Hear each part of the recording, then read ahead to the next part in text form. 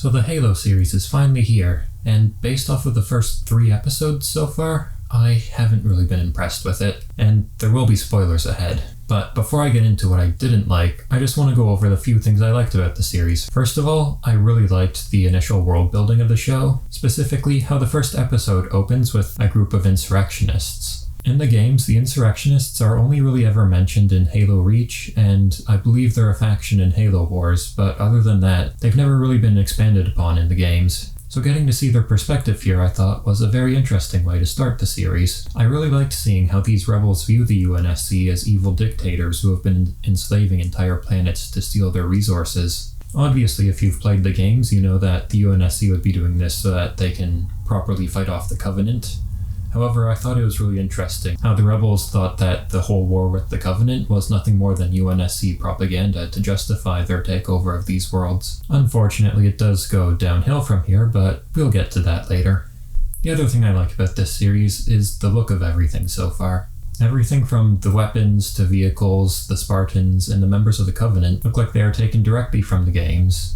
And I think the CGI looks amazing for the alien species within the Covenant. Although I'm not a huge fan of some of the armor choices for the elites and would have preferred if they had taken more inspiration from the games for the elites' armor.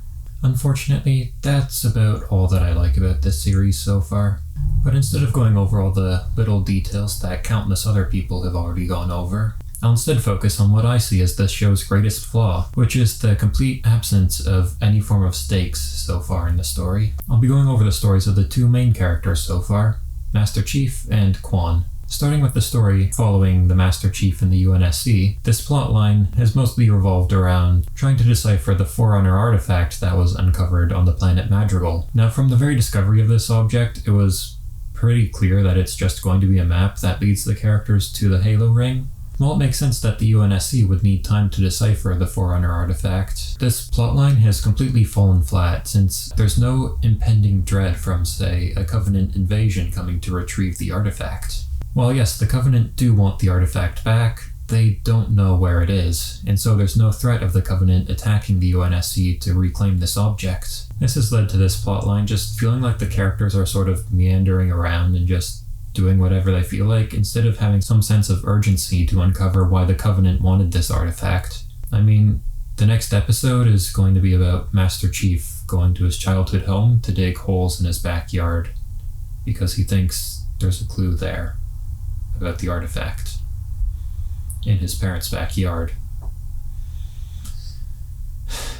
Now the other storyline follows Quan, the lone survivor of an insurrectionist camp after a Covenant attack, and an ex-Spartan named Soren. This plotline seems like it's going to have Quan returning to her home planet of Madrigal to try and free it from UNSC control. However, this whole plotline with the insurrectionists wasn't really set up properly for me to really care about it at all. While I enjoyed the opening of the series, showing us how the insurrectionists live and view the UNSC, this was almost all for nothing since they're all killed off by the Covenant. What makes this plotline even worse is the way that Quan's character was introduced into the story. That being Quan and her friends having snuck away from the rebel base so that they could do drugs in a forest, and then Quan expressing how much she wants to leave the planet behind. However, Quan ends up stumbling upon a Covenant excavation party and leads them back to the rebel base, where the Covenant proceed to kill everyone there, except for Quan. So when Quan expresses her interest to return to Madrigal and rejoin the rebellion, it's hard to really care about this decision since everyone we saw her interact with on Madrigal was killed by the Covenant.